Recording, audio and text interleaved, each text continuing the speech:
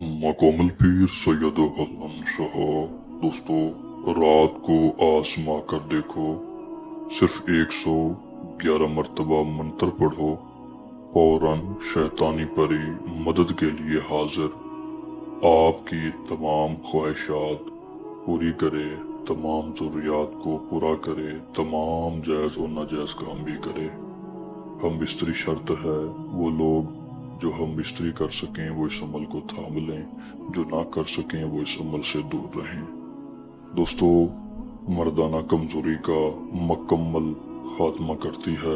एक बार हम बिस्तरी करने से ऐसी ताकत मिलती है, ऐसी ताकत मिलती है कि दिन में आप 10 औरतों से 10 बार क्या 100 बार आप हम बिस्तरी कर सकते हैं। ये मेरा दावा है, ये मेरा चैलेंज है।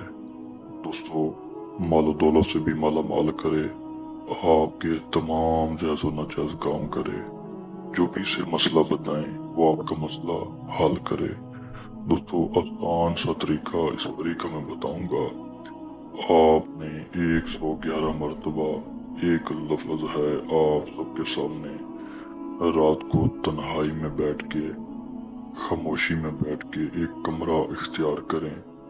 उसमें बैठने के बाद आप चाक छुरी पे अव्वल आखिर दुरूद पाक पढ़ के 3 बार आयतुल कुर्सी पढ़ के, चाक छुरी कोयला हो आपके हाथ में तो दम करने के बाद रूम के अंदर दरमियान में हसाल लगाएं। हसाल लगाने के बाद उसमें अत्तहियात की हालत में बैठें, किबला रुख करके, अपना मुंह किबला की तरफ करके आपने पढ़ाई शुरू करनी है।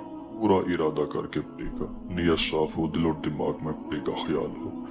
लफ्ज आप सबके सामने है, इसे पढ़ें 2000 मरतबा। सैयद हसन शाह का दावा है कि पढ़ाई मुकम्मल होने के बाद ये परी आपकी खिदमत में हाजिर होकर अर्ज करेगी, ऐ मुझे बुलाने वाले, मुझे क्यों जहर किया है, मुझे क्यों तस्वीर किया है।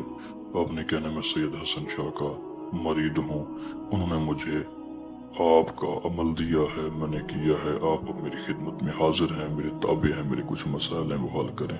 सबसे पहले ये आपसे हम बिस्तरी का मुतालबा करेगी, हुक्म देगी कि मुझसे हम बिस्तरी करो। आपने फौरन हम बिस्तरी के लिए तैयार हो जाना है, आपने हम बिस्तरी करनी है। फिर ये आपको खुशी से निशानी देगी, आपका पहला मसला मर्दाना कमजोरी का हल हो जाएगा। एक ऐसी ताकत मिलेगी, एक ऐसी ताकत मिलेगी जो आप सारी जिंदगी अपने मुर्शिद को दुआएं देंगे।